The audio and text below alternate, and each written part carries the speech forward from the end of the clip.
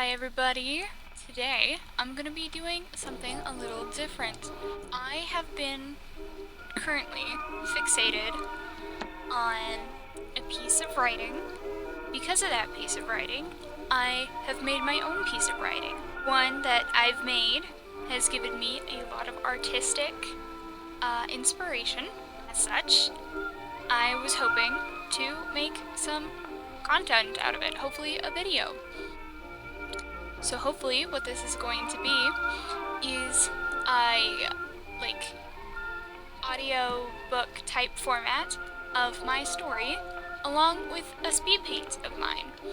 And hopefully some very nice swing music in the background. But yeah, I will link the original work in the description and might link my work in the description. This will be a first-parter, so this is only going to be like the first couple pages or whatever of the story. And if you guys like more, maybe I'll do more of this. If not, this will be the first and last part. I forgot to give a title to this. Mina groaned, her hands practically trying to rub off her entire face. The last remnants of purple that had consumed her vision was slowly giving way to the red static that happens when you press your eyeballs too hard. Slowly she stopped, the urge to rip her face off slowly fading, and her new surroundings slowly coming into focus. The first thing she noticed was the musty smell, then the thin, uncomfortable mattress that she was laying on. She opened her eyes, the static remaining for only a moment, revealing the small apartment. It was one room, fully furnished, cramped. She sat up, the small bed creaking. The place was clean, the air smelled stale though, and the furnishings looked old, like before the Great Depression kind of old. Sniffling, she went over to the closet. She should be able to tell what time period she was in by the clothes, and then she should head outside. She rarely got sent to a world where she would be completely unfamiliar with, so she had to find something that she would know. Opening the closet, she was greeted with short dresses that had practically no shaping, most just shades of blue.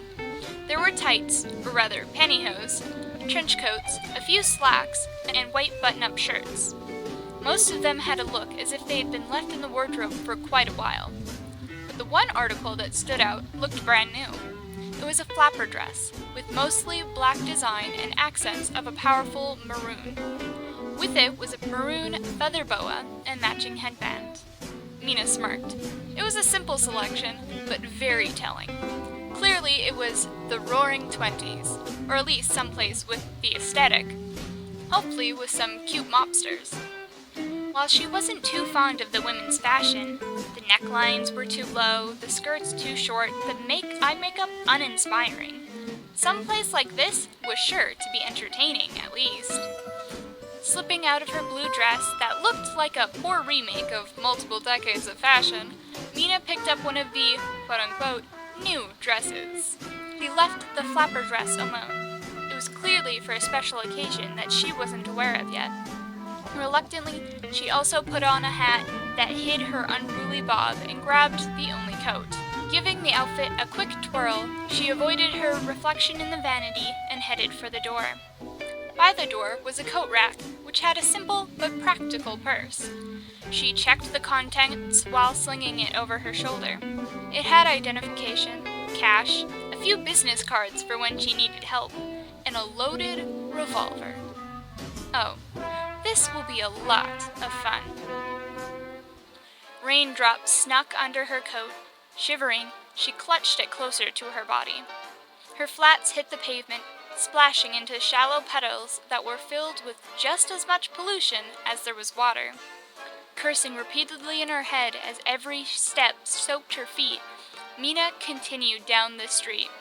It was sparse, with a few people out in the forsaken Skywater. Occasionally, there were old cars and station wagons that drove by, but those were infrequent in this poor area. She didn't even know why she was in this area. It was run down and quite a ways away from her apartment. but her gut had told her to go this way, and that meant it was important to the story. It didn't make the weather any less miserable. Mina took a quick glance at the street again. On the opposite side of the road, an animatronic was huddled under a broken umbrella. It had been a pleasant surprise when Mina had first seen the sentient robots out and about, but right now she pitied the poor thing that had been caught out in the rain. As much as she hated being wet, they must have feared getting the water in their joints. Quickly, though, they ducked into a doorway and into a small business and safety. Mina allowed herself a soft smile for the stranger. But then another drop landed on the nape of her neck, causing another horrid shiver. She quickened her pace again. If it wasn't for her instinct's insistence, she would have turned around right then and went to go get something nice and warm from a cafe. But she couldn't stop. Not yet. Then there it was. What she needed to find. She jerked her head up once more, intent on finding whatever was so important. At first, she couldn't see anything. No movement, no life, just the constant drizzle. But then, there it was. In an alley across the street was someone. They were attempting to use some debris to help themselves up into the window of a building that was boarded up. Their clothes weren't anything special, but as soon as Mina saw them, the world slowed. They were beautiful. All at once, they had the features of everyone and everything that had ever existed, flickering through faces and identities faster than was comprehensible. But what truly captivated Mina was the personality. They shone. Determination, independence, kindness, mischief, intelligence. The strongest, most alluring traits she had seen in a long time. Even when the world slowly returned to its regular speed and their face settled into a blank gray canvas, who they were couldn't hide. The only identifiable features that could be placed was their hair that was pulled back into a ponytail, with red ribbons and bells. It was the main character. Mina's admiration was cut short as their head jerked up. They had successfully opened the window. Next, they would look around to make sure the coast was clear. If they saw her, they'd run off. So before they had the chance, Mina quickly hid in another alley. The closeness of the buildings did little to stop the downpour, but Mina didn't care. It was very rare for her to be in a world with such a person. She could manipulate reality because of the power granted to her for survival. Reality was manipulated for them because the universe loved them. They were a treasure. This was their world, and Mina was just living in it. She was so giddy with her discovery that she phased right through the wall that she had been leaning against, landing impossibly into her own bed. She knew that she had just found Yin's home. She would need to sneak in, find out who they were, find out how to get close to them. Careful not to make too much noise because of the thin walls, Mina got off of her bed and started to get more comfortable to plan for what fun awaited her. It was almost noon, the sun peeking through the smoggy clouds enough to warm Mina's back. This time, Mina had decided to wear the slacks and shirt. She felt so wonderfully masculine, and the mobility of the pants were very comfortable compared to the dresses she had been wearing constantly. She sat carefully on the flat roof of the abandoned building that sat across from Yin's hideout. It gave her the perfect vantage point to spy on the lair without being seen. With it being daytime, it was likely that they would have to leave. But that also means that there was other prying eyes nearby. The streets had quite a few people rolling about. Fortunately, no one ever looks up. A simple rule of life that has both helped and burned Mina in the past. Right now, it was invaluable. She had been spying since this morning, keeping herself busy watching all the movement of the ground below her. The little ants going about their daily life had Mina enraptured, making up her own stories of who they were to go along with the short time she watched them. But her target had never stirred. At least, she had never seen movement from the building. She knew when Yin was there, their energy flitting about in a room that must be their base of operations. but almost a half hour ago, the energy had left. It was difficult for Mina to pinpoint how or where they left, but their absence was apparent. Considering Mina had been putting all of her concentration on keeping track of them and then they just vanished, it must have meant that either they were supernatural or incredibly skilled at stealth and fast. Waiting around for a moment longer had Mina antsy, but now she was sure they were totally gone. She couldn't wait any longer. She had to investigate the mysterious character. Standing up carefully, she stretched her limbs out of the stone-like positions that they had begun to settle into. Back up and away from the roof ledge and target, Mina started prepping her limbs for the impossible jump she had to make. Because of her otherworldly origin, she was able to do a lot of feats that denied physics. She could almost do anything she put her mind to, which took either a lot of concentration or trust in the universe, or both. But this jump was really just a matter of launching herself in the air and gliding toward her destination before gravity could grab her. She could do this. She'd done this plenty of times before. Sure, it'd been a while, but magic was as natural as breathing. That's what she was convincing herself of as she twirled around. Taking a quick breath, she sprinted headlong at the roof edge before reaching the plummet. She flung her arms forward, then back, as if pushing herself off of a swing. A force took this as a sign to boost her high up into the air, above the heads of the passers-by. She dared not look, focused completely on the roof that she was rushed to make a quick landing on. She didn't bother trying to soften her landing, just bracing herself for the sweet, solid surface. The impact sent a shock of pain through her outstretched feet. Thrown off by the pain, she tumbled forward, crudely rolling off the residual momentum. If anyone had noticed her below, they didn't say anything. But Mina certainly was. Between gasps of air and groans, she was cursing colorfully.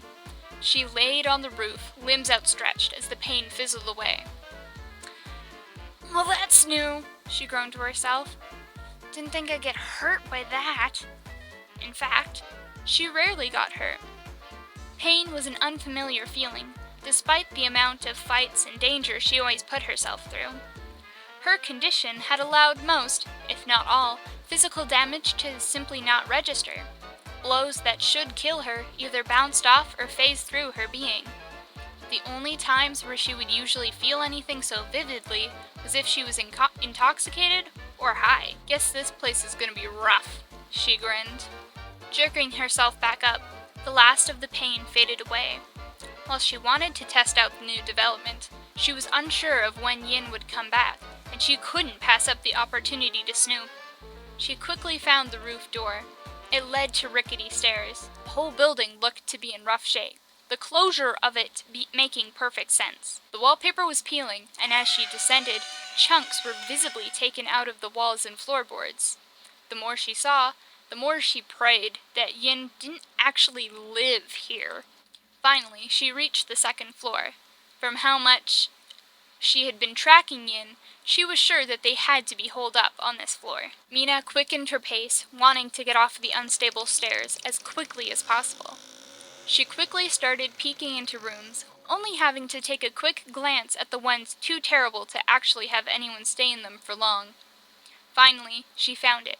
A room full of knickknacks and covered in boxes of files and papers. She would have passed it by, but it had the distinct look as if it had been cleaned fairly recently. The walls had boards full of newspaper clippings and other papers, a few with red markings or string connecting them. Mina barely contained her glee. This was perfect. Whomever they were, they had practically plastered it all over this room. She maneuvered herself around the files on the floor to examine the clues. She also noted the couple guns and ammo that were scattered about, and the desk in the middle of the room. The newspapers were quite interesting, with many being about scandals, the annihilation of gangs, and criminals being given some karma. One word that was used over and over was vigilante, people who took justice into their own hands. But these clippings seemed to be about only one person. Mina moved to the next board, taking note of the same things. Was it a title? Like the name of a superhero? They were certainly not like the ones in the movies. This one had no qualms with killing. In fact, it seemed that many dangerous gangs had been completely wiped out and attributed to this one person. Whoever they were incredible. There was no mention of powers or unexplained phenomena, so whomever it was must have been incredibly skilled. The talent they had was unmatched, which raised the question, why was Yin so interested in them? Mina moved her attention to the desk, which was cluttered with open files. Bits and pieces were highlighted. It seemed to be about a mass money laundering scheme that a politician was heavily involved in. The money, if not going towards buying votes, was directed into funding gangs that would scare the voters or threaten opposition. Clearly, a very dangerous and crooked person. Nothing in the information or the notes were there a mention of the vigilante. With how much they were on the board, it was odd that the current case had nothing to do with them. Unless... Mina smiled, almost dancing in place. Yin had to be vigilante. She was practically in love with them already. The talent, the flair, the righteous pursuit of justice, it was all perfect. She just had to get close to them. Opening a file that had been set to the side, presumably for later use, Mina scanned it. Quickly jotting down the information on a scrap piece of paper, she rushed out of the room. Every superhero needs a sidekick, right? There was no better place for adventure than by their side, and she was determined to be by their side.